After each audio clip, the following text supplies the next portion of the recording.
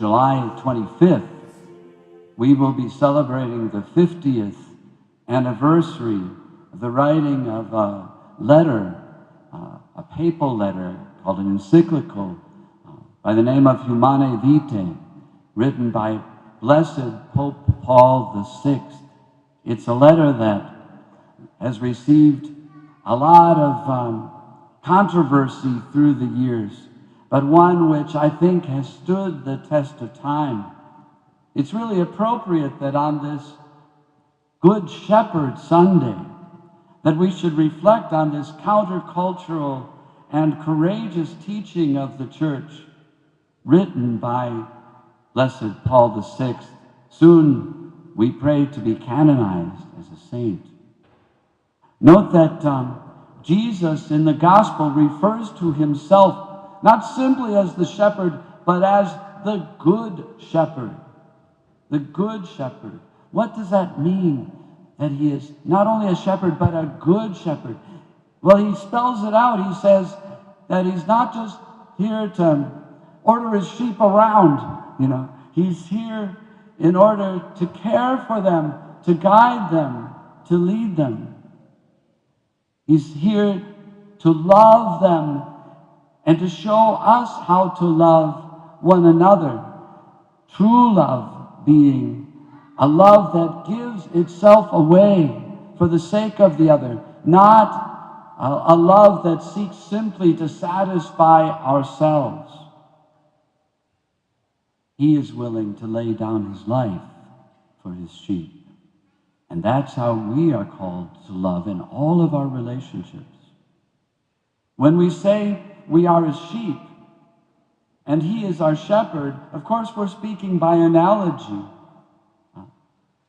He is really not a shepherd of sheep, and we are not sheep. We're far more, and so is he. But there are many aspects of this relationship that can teach us. The shepherd does not tell the sheep what blade of grass to eat, but it is the shepherd's task to guide the sheep to good pastures, not to places where there are poisonous weeds that they might eat, but to good pastures. Note that the shepherd doesn't guide the sheep arbitrarily. He draws from his knowledge of plants in order to guide them to those which will truly nourish the sheep. It's the nature of the plant that guides him. He's not simply inventing rules as he goes, but he's caring for his sheep. Humanae Vitae is about far more than birth control. As the name suggests, Humanae Vitae, it is about human life, and especially about our role in bringing life into the world. Let me give you just a few basic principles in summary about how the Holy Father teaches us in this very special letter of his. Firstly, only God can create. God is the creator. The creation of human beings is his most special work. Human beings are then called to be privileged cooperators with God's great work, because we can understand, because we can seek him. We can also, in a very privileged way, be part of his work of creation of other human beings as we care for the world. Secondly, God has intended human sexual love to be expressed within the holy and stable relationship of marriage, because it is the place where a husband and wife can provide for the care and upbringing of the children that they are called to bring to life in a stable home. This love between husband and wife has two special characteristics. First of all, it is intended to unite the couple in love and to reaffirm that union which they live. And secondly, it is to be a love that is open to children, because that's the very nature of sexual love. That it should be this possibility, that it can be life-giving, that it can fulfill in a very concrete way the very nature of love, which is always to bring fruit, good fruit, according to the will of God. Now, the very nature of this special kind of love is that it must have that potential to be fruitful. Artificial methods of contraception or sterilization close off the possibility of this fruitfulness, and therefore prevents this exalted expression of love from having its true meaning. Thirdly, just because technology is capable of doing something doesn't mean that it should. We can use technology for a lot of things, good and bad, in the world today.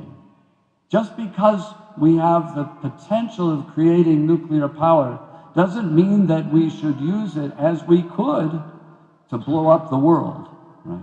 Technology has to be used in a way that is according to the moral law. Fourthly, God gave us freedom to choose the good. That's the purpose of freedom. Not to lead us into slavery, not to lead us into sin. He gave us grace also. Grace, his very gift, so that we could have the strength to do what is right. We're not mere animals left to the whim of our emotions. We can overcome temptations of any kind. Human beings are capable, because of the help of God, to live good and holy lives according to moral law. We're not condemned to simply follow whatever our feelings might tell us. Obviously.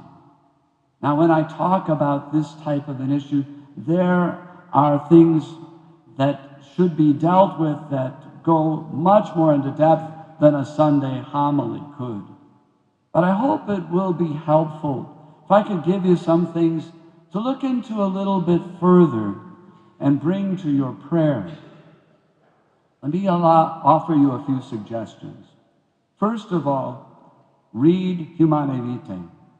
Read it. It's not that long. It's not difficult to understand.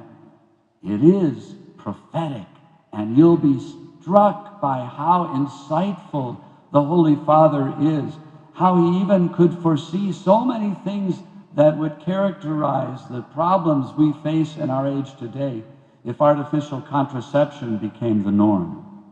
Secondly, take the Pope's advice about bringing your sexuality and your sexual expression before him in prayer. Nothing is hidden from God. Nothing is beyond the help of our shepherd, his ability to assist us and guide us. Thirdly, couples who are still of an age to bear children, prayerfully consider what God's will for you might be. Be generous. Don't close off this gift that has the potential to so strengthen your love and bring you closer to God. Don't close off the door to life.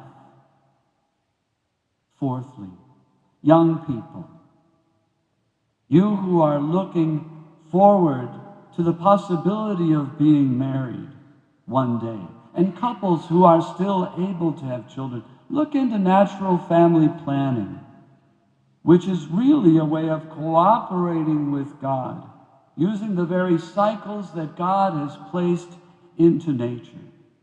Today, natural family planning is very advanced in its reliability, but it can also be used as a way in which a couple will prayerfully discern God's will for them and then cooperate with his will in the spacing of their children.